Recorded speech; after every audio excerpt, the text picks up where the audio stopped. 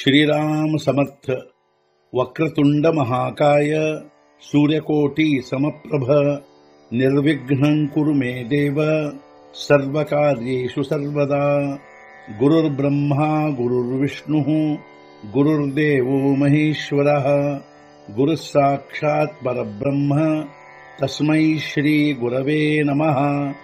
विदेहापरि चालवूनी प्रपंच मुमुक्षु जनालागी अध्यात्म चर्चा करोनी बहुलोकजे मेळवीती। नमस्कार त्या ब्रह्म चैतन्य मूर्ती। अलंकापुरी पुण्यभूमी पवित्र तिथे नांदतो ज्ञान राजा सुपात्र। तया आठवीता महापुण्य राशी नमस्कार माझा सद्गुरु श्री ज्ञानेश्वराशी। सद्गुरुनाथ महाराज की जय।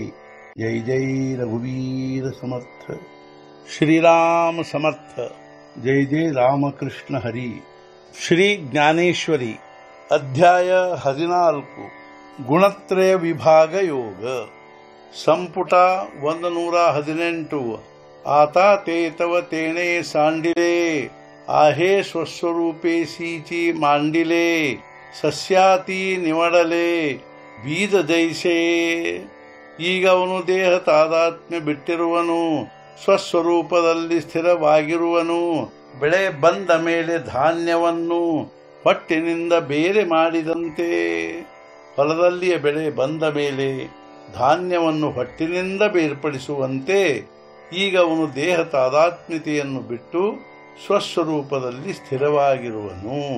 का ओफ सांडूनी गंगा रिघोनी समुद्राचे आंग निस्तरली लगबग ಖಳಾಳಾಚಿ।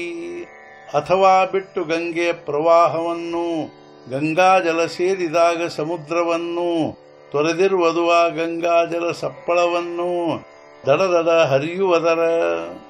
ಅಥವಾ ಗಂಗಾಜಲವು ಗಂಗೆ ಪ್ರವಾಹವನ್ನು ಬಿಟ್ಟು ಸಮುದ್ರದಲ್ಲಿ ಸೇರಿದಾಗ ಆ ಗಂಗಾಜಲವು ಧಡಧಡ ಹರಿಯುವುದರ ಸಪ್ಪಳವನ್ನು ತೊರೆದಿರುವುದು।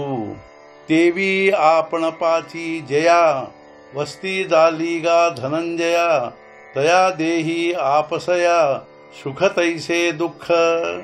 ಅರ್ಜುನ, ಅದರಂತೆ ಯಾವ ಮನುಷ್ಯನು ಮಾಡಿರುವನೋ ಆತ್ಮನಲ್ಲಿ ವಸತಿಯನ್ನು, ಆಗ ಅವನು ತನ್ನ ದೇಹದಲ್ಲಿ ತಿಳಿದಿರುವನು ಸುಖದಂತೆ ದುಃಖವನ್ನೂ ಕೂಡ।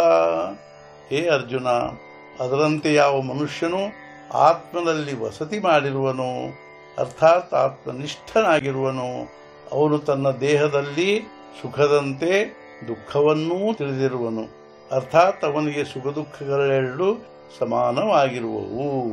ಸದ್ಗುರುನಾಥ ಮಹಾರಾಜ್ ಕಿ ಜೈ। जय जय रघुवीर समर्थ। श्री पंढरीनाथ महाराज की जय। जय जय रघुवीर समर्थ।